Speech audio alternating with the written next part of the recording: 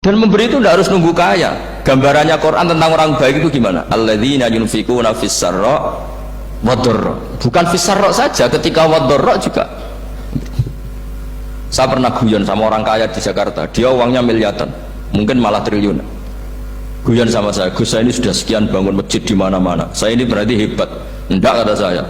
Enggak ada masjid, agama tetap jalan, kata. Karena di kampung-kampung sudah banyak masjid, kata. Masih keren tukang becak, kata. Kok bisa, Gus? Sampai nyumbang masjid 1 miliar, itu masjid apa, kata? Ya masjid-masjid besar. Nah, itu paling dipakai kubah atau menara atau apalah yang tidak mendesak.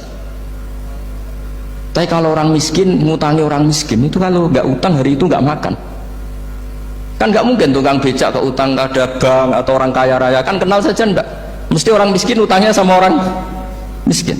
Saya kalau orang kaya utang Habibidin mesti mau beli Innova, karena level orang elit, jadi utangnya itu beli Innova, aksesoris Innova seri terbaru.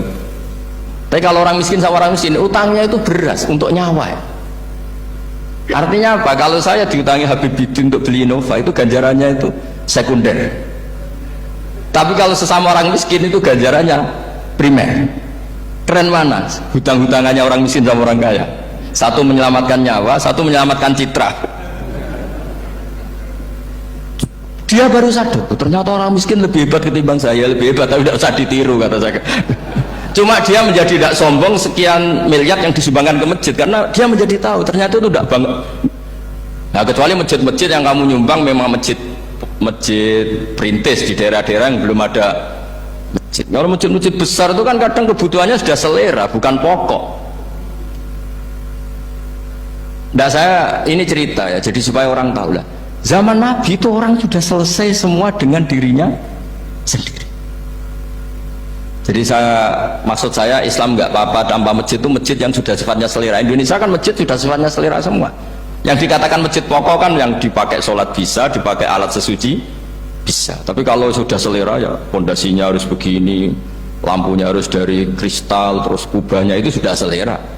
Nah, rata-rata sumbangan yang miliatan itu kan sudah ke selera. Sementara orang miskin utang-utangan sama orang miskin untuk menyelamatkan apa coba? Nyawa.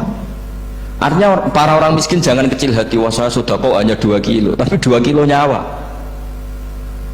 Dan itu pahalanya luar. Dan memberi itu tidak harus nunggu kaya. Gambarannya Quran tentang orang baik itu gimana? Alladzina yunfikuna fis sarra wadh-dharra. Bukan fis sarra saja, ketika wadh-dharra juga. Saya pernah guyon sama orang kaya di Jakarta. Dia uangnya miliaran, mungkin malah triliun. Guyon sama saya, Gus, saya ini sudah sekian bangun masjid di mana-mana. Saya ini berarti hebat. Enggak, kata saya. Enggak ada masjid, agama tetap jalan, kata. Karena di kampung-kampung sudah banyak masjid, kata. Masih keren tukang becak, kata. Kok bisa, Gus?